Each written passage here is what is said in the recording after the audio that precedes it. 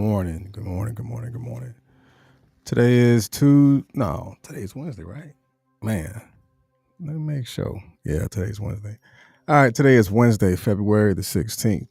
We are already in the middle of the month in February. This month is flying by. It was just like, hey, welcome to Black History Month, and now it's like almost spring.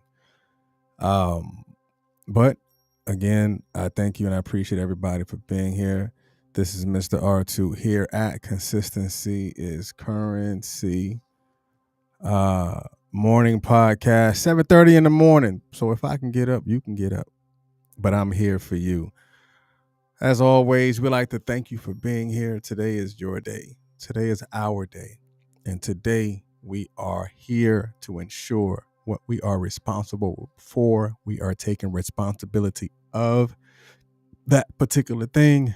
And as always, we're going to show gratitude. And as always, we're going to show some sort of reciprocation for you being here. Reciprocity is always important.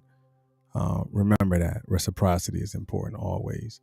So yeah, let's go ahead and jump into it. Today we're going to be talking about wishing is not committing. Today we're going to be discussing and communicating how and why wishing is not committing. A lot of times we as people, we want certain things, but we don't actually go out and get those things. Good morning to whoever that is, because that joke is sure that thing say Facebook user. I mean, we're all Facebook users. Those are in Facebook land. Those that are watching on YouTube, make sure you like, share, and subscribe. Pass it on to somebody else so they can like it and view it as well. Those that are listening on a podcast space, I thank you and I appreciate you 1,000%. Yeah, we're not going to be on long, but I do want to tap into this side of conscious thinking, this side and what we do. So if you're watching right now in the podcast space, in the Facebook space, I want you to write down the word wishing. Write down the word wishing, because what I want you to do right now is, what areas in your life that you wish you can improve? That's my question to you. What area in your life do you wish you can improve in? Whether it's business, whether it's personal, whether it's health-wise, whatever it is. What area in your life right now that you wish that you can improve? That's your question. That's the question to you. So those that are watching, answer that question. What area in your life do you wish that you can improve? We all have room for improvement, but are we willing to actually do that? Are we willing to go forward and to do the very thing that we want to improve on and apply action to it? So that's the give and take. What area in your life right now do you wish you can improve? All right, so we're going to be talking about wishing is not committing. And because wishing is not committing, we're going to go through the definition as we always do, and then we bring it forward. So the definition of wishing, it says, feel or express a strong desire or hope for something that is not easily attainable, want something that cannot or probably will not happen. So in contrast white and red. In contrast is saying express hope for something. So again, in contrast of the definition of wishing is express hope for something. Just like when they say, the definition of faith is a substance of things hoped for and the evidence of things not seen. So in contrast of wishing, feel or a strong desire or that is not easily attainable, want something that cannot or probably will not happen. Do you see how we have possibly been using the word wish in a way that can deteriorate our purpose, or wish in a way that is tearing down the nature and the why and what we're doing and what we want to do. Because again, the definition is saying feel or express a strong desire of hope for something that is not easily attainable, want something that cannot or probably will not happen. How many of you have been wishing for things but not understanding the design or what is behind what you're wishing? Because if the definition of wishing is telling you that is not easily attainable, nor or want something that cannot or probably will not happen, that's crazy, right? That's like tearing down your desires by telling you that it probably won't happen, but you still wishing for it. So the definition of committing, the state or quality of being dedicated to a cause, activity to carry into action deliberately. So contrast, the state or quality to carry into action. Because remember, in the definition of wishing, it says a feel or expression, a strong desire or hope for something that is not easily attainable.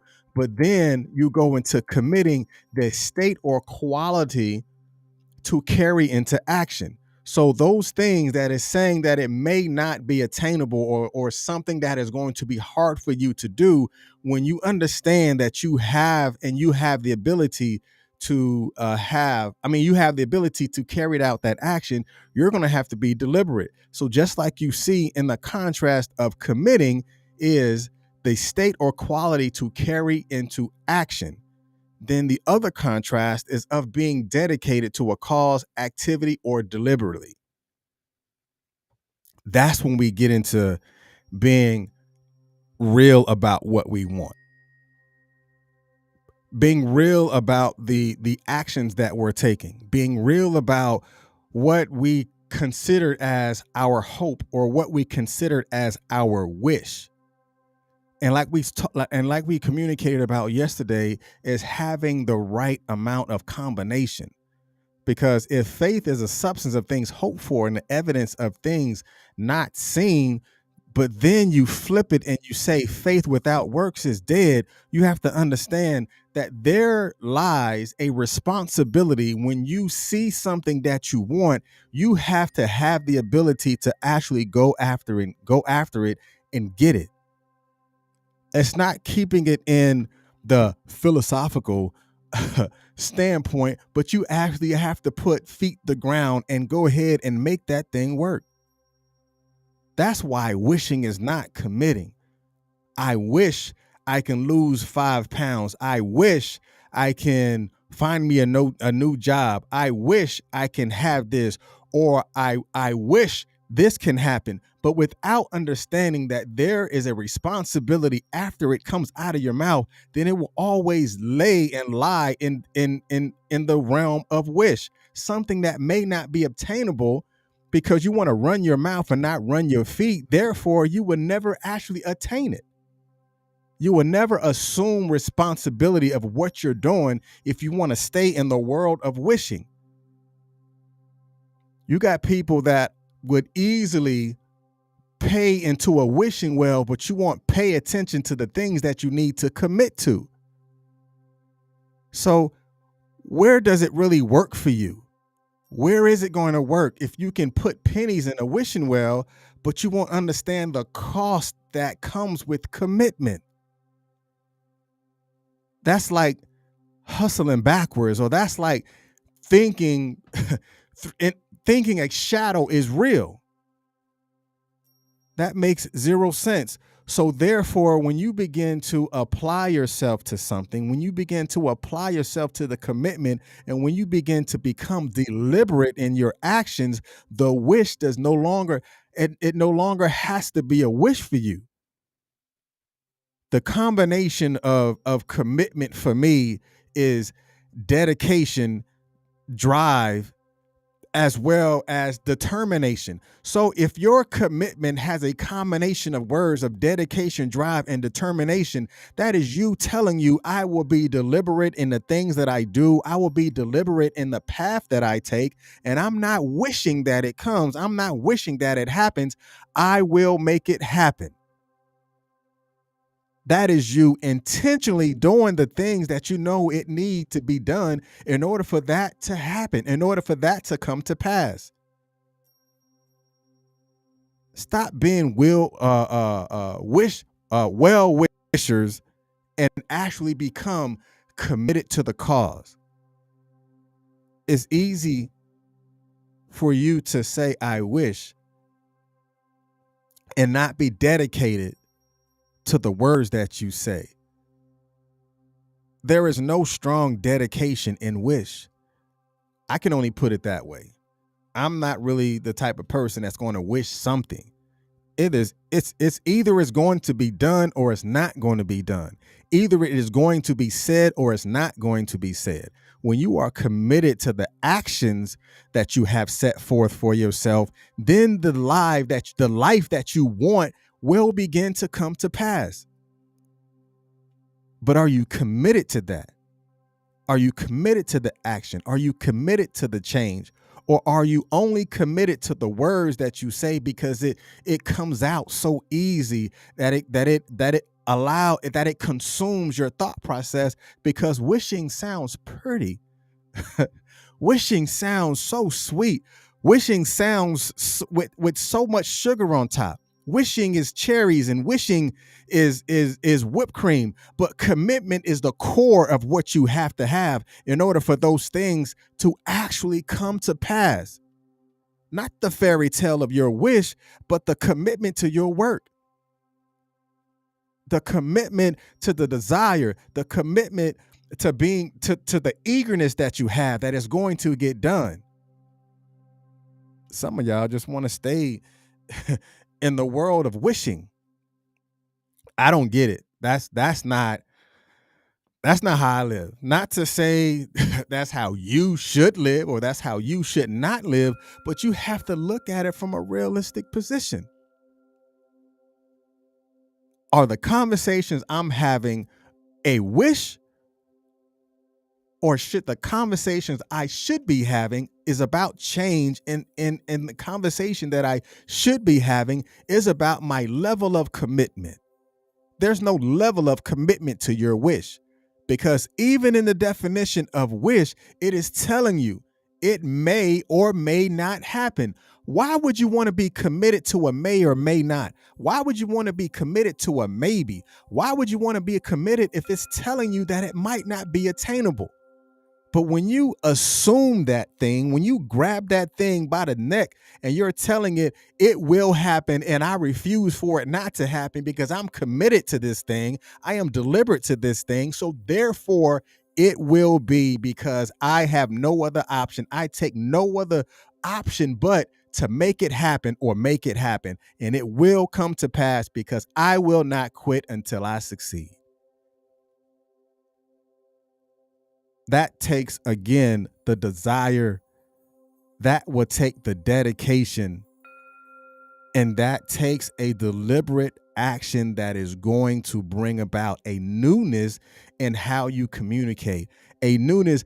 Hang around a bunch of well-wishers if you want to. There will not be a lot of work getting done. Everybody will tell their story on what they wish would have happened.